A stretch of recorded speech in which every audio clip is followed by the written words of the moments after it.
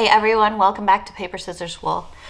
For the past few years, I've kind of been dabbling in watercolors. I want to learn it a bit, but I'm not an artist. I'm not trained as an artist. I took minimal art classes in middle school, none in high school. But I have been interested in watercolors that I've seen online and trying to make some beautiful things of my own if I can. So recently I was looking through my Moleskine watercolor sketchbook, which is, here's the part of the belly band. So it's from their art collection and it is a watercolor album. It has 200 GSM paper, or 135 pounds. And so I've been using that for a couple of years now. My husband got it for me for Christmas a few years ago. And I've been experimenting. I've done some like color studies and some like urban-y sketching, and some, outdoor sketching, plein air type stuff. I've really been interested in that more lately, like the urban sketching side of things, and outdoor, on the go sketching, and painting.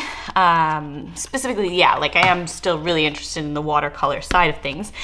But what I realized when I was looking through my sketchbook here is that I was actually getting quite close to the end of the book, and that soon I am going to need a new sketchbook. So not being one to wait until I've actually finished or accomplished something, I decided to go out and buy a new sketchbook. And the other thing I wanted to do was, over time, this was the first watercolor set that I have. It's the Derwent Inktense. And it has some really beautiful bright colors in it that I absolutely love. My husband picked this out for me and it was absolutely perfect in every way. He knows me so well because I love bright colors. But at some point I thought maybe I should have some more standard colors as well. So I went and bought this Winsor & Newton Cotman set, which comes with some of the more standard watercolors for, mixing and that artists would use.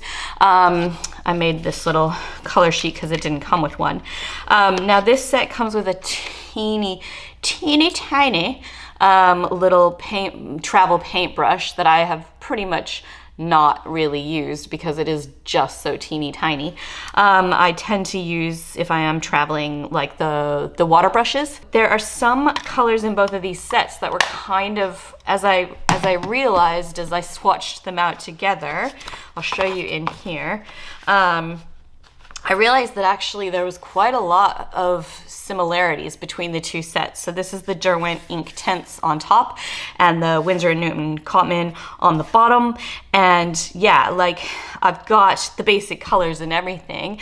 And some of the Derwent ones are like this dark plum is way more of a vivid purple. We've got like a kiwi and a mango color, but they're not super dissimilar from like the Winsor & Newton ones. I kind of have these two, I have doubles, I have duplicates essentially. If you look at the teal green from the Derwent set and the Viridian hue from the Winsor & Newton, they're not super different. And in the end, I ended up even doing some comparisons here where I've got like value scales. So going from dark to light. Here's the teal green compared to the Viridian hue in the Winsor & Newton, and they're really not that different. Obviously, poppy red and alizarin crimson hue are a bit different. There's more oranginess to this one and more pinkiness to this one. I've got yellow ochre versus burnt yellow ochre. So there's some that you can certainly notice differences, but they're pretty close. And so what I decided I wanted to do, first of all, for a while, I've been wanting like a palette set that I could take for plein air, that would maybe have the little ring on the back that like I could hold as I'm painting and stuff like that, and would have a couple what are these called? Little wells for mixing wells, yeah. Whereas these two sets, The Derwent has these 5 wells, which is great. That I've used those obviously lots, and that's been helpful. This Winsor & Newton set, I cannot, like, I actually hate trying to open it. It's really difficult to get open. And then it only has the 3 wells in it, so like, and I'm one of those people that doesn't like to mix my colors too much. Like, if I'm mixing a green and I'm mixing an orange, I don't want the green and the orange mixing together with each other, so I like to have lots of space for that, and maybe I need to let go of that and learn how to be more fluid with my colors. But I wanted a few more mixing wells, so I decided to get one of these metal sort of on-the-go type palettes. And the other thing that I wanted to do once I realized that I had a lot of duplicates in my palette, or in my colors, was to actually create kind of like what I'm calling my super my super palette. I wanted to pick out among the 2 sets, what are the colors that I think I'm going to use the most often between, say, lemon yellow hue and sun yellow. I decided that I prefer the lemon yellow hue. Now, I haven't done a full range of mixing yet, which I will do, to see like how this yellow mixes with this orange or this orange, that sort of thing. But in general, like, I wanted to pick out among these that were really similar, which one am I going to go with in my super palette. So that was one thing that I popped down to the Eckersley art store here in Adelaide, was to get the palette, and the other thing I wanted to get was a new sketchbook to be ready for when I've used this one up. Now, there are some very, very key differences between the new sketchbook and my old sketchbook. This is like I said, it's a 200 GSM paper sketchbook. It's definitely made for watercolors. The paper has a lot of texture to it.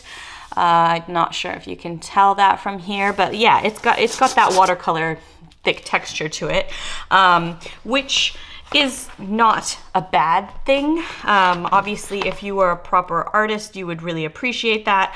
As a not so proper artist, I don't know, I find it, when I'm doing like sketchiness, sometimes it doesn't work so well with pen, I guess.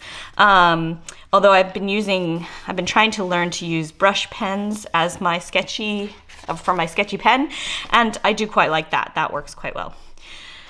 But at any rate, so yeah, there's a lot of texture to this moleskin watercolor sketchbook.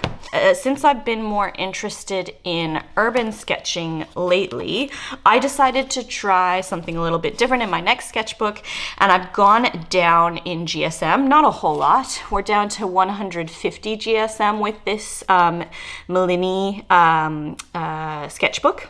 Now, this is not intended, I don't believe, as a watercolor sketchbook. So it talks about being appropriate for pencil, ink, and pastel and pen.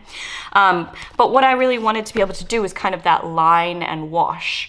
So being able to do looser, train myself to do some looser outdoor sketches and things like that. Yeah, I guess, yeah, somewhere more along these lines, where I've sketched out a scene and then applied color afterwards. Yeah, so it's an A5 size, and obviously it opens up sort of, where am I? Portrait. Landscape, duh. Yes, A5 landscape. It's acid-free, 150 GSM landscape, 60 sheets.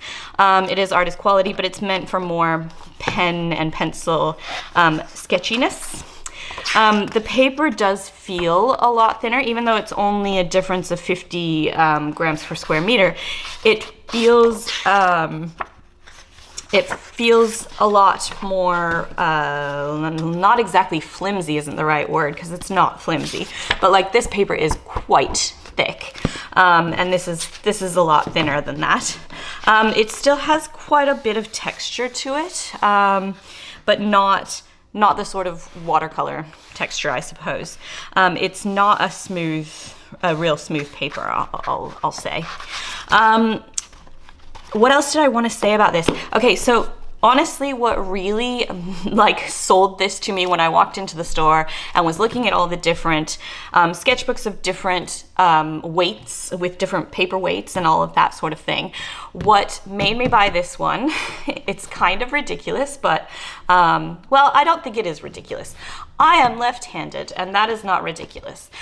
So what really sold it to me was this beautiful gold print of the branding on the back of the book and not the front of the book. And the reason why I liked that was because, to me, that makes it seem like this book is sort of meant to be opened from the back, which, as I was working through my moleskin, so I started out, like, obviously the moleskin always has their branding on the back as well, but then it's got this strap that makes it look like the back of the book. I started out using the moleskin in the standard way, and it does have sort of, you know, your personal details on the front going from right to left. So I was using the sketchbook in a traditional way as a sort of right-handed person. I was doing all of my painting on the right-hand side, working from left to right, despite being left-handed. And at some point I realized that that was a bit silly, and maybe I should actually be working the other way around. Now, I could have started working from the left-hand side, obviously. I could have done the notebook perfectly normal and worked on the left-hand side of the page and started working from right to left and then just worked my way to the back of the book.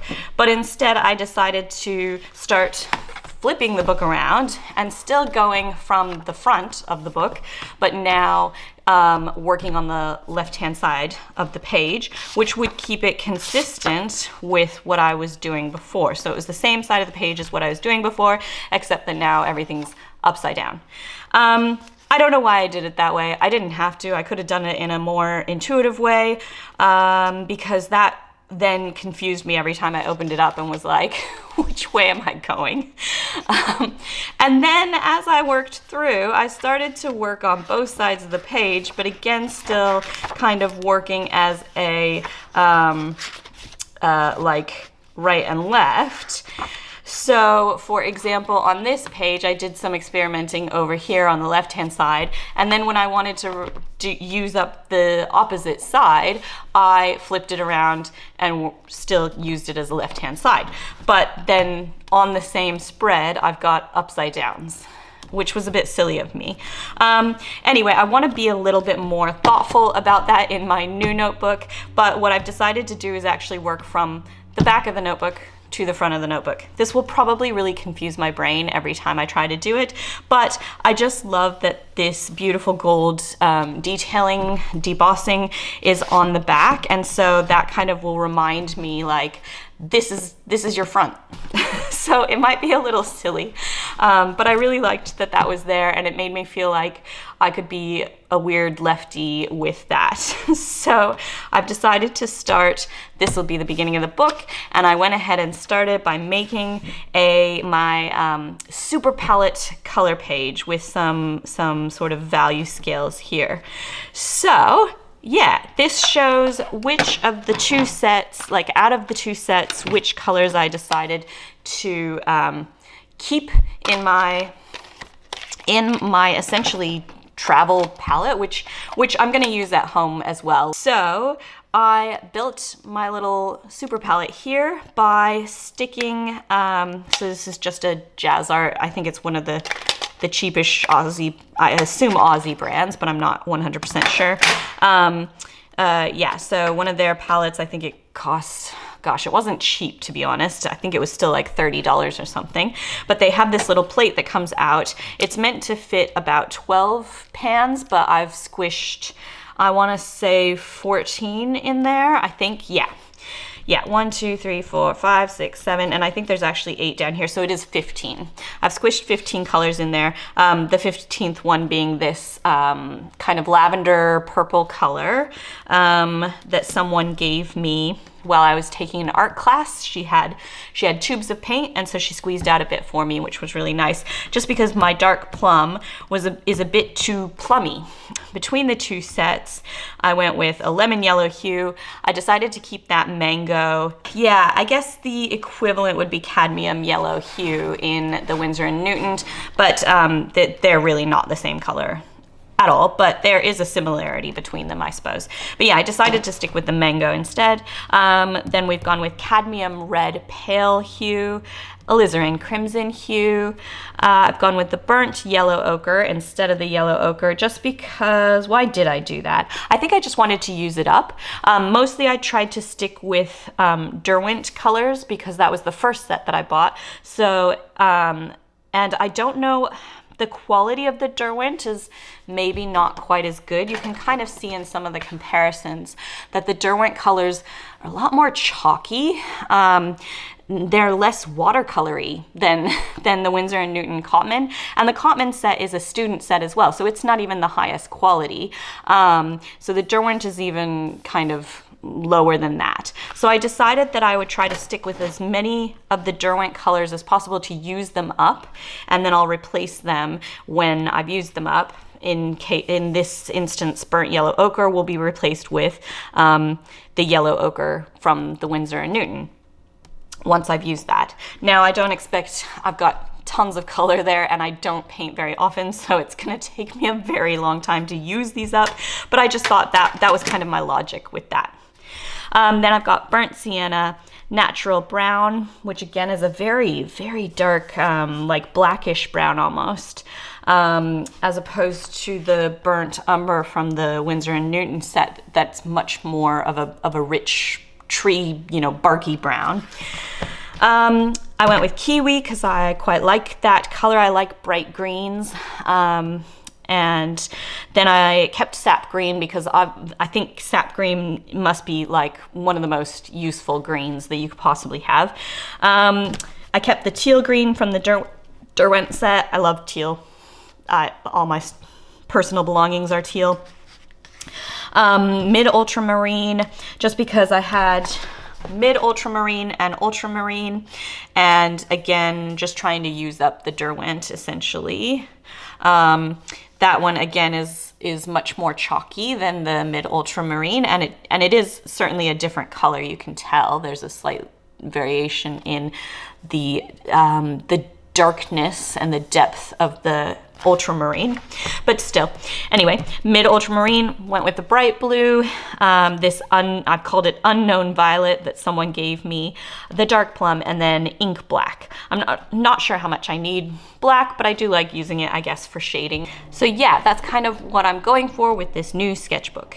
And you can see that even though it's not really meant to be a dedicated watercolor book, when I did do this color chart on it, the paper held up pretty well. It hasn't warped badly. You can see some like texture in where I had the bits with the most water, which was essentially down this center strip. You can kind of on the back see some bubbling, but it's not bad at all. I'm quite happy with how that held up. I don't know. At this point in time, if you look at my previous sketches, you can see that I've not really learned how to use water in the best way. So I don't actually make very wet sketches. They tend to be, I tend to overwork the colors and overdo the colors. I need to learn to pull back a bit and use a bit more water. But so far, like, my sketching hasn't been super wet. So I'm not too worried about this paper holding up. I think it'll be great. And even if it doesn't hold up, I'm not doing this for artist purposes. I'm doing it for fun as a hobby. So yeah, it'll be fine. What else? The other thing, I just added an envelope at the back. This was a nice envelope that someone gave me. So I've just added that at the back so that I could keep some bits and pieces in it. Oh yeah, it really doesn't stick very well. I've got double-sided tape on there, and it's come right off. I'll figure something better out. Oh yeah, here's my receipt just to say how much I spent. So yeah, amazingly, the sketchbook itself was $18. This palette was $30. So I find that funny that like something as simple as this could be so much more expensive than a beautiful, you know, nice bound notebook from, I think, Italy. I want to say, is that where it's from? No, it's made in China. Whatever. Okay, made in China. But anyway, they're both made in China. Let's not beat around the bush here. So yeah, that was just $18 and then $30 here for this palette. I don't know why art supplies in Australia are so expensive, but they are. It is what it is. That's fine. So yeah, I just thought I would talk a little bit about those prices as well. So those both came from Eckersley Art and Craft, which I believe is an Australian chain. We definitely have one here in Adelaide, but I think they do exist in other states and territories. And yeah, I'll have to keep you guys posted about how much I use this, if I actually end up doing much urban sketching. I think I might do a class, maybe one of Ian Fennelly's, or yeah, we'll see, I guess. Yeah, that's it. I'm gonna try some things and experiment, and we'll see how we go. But I'm really happy with this new sketchbook.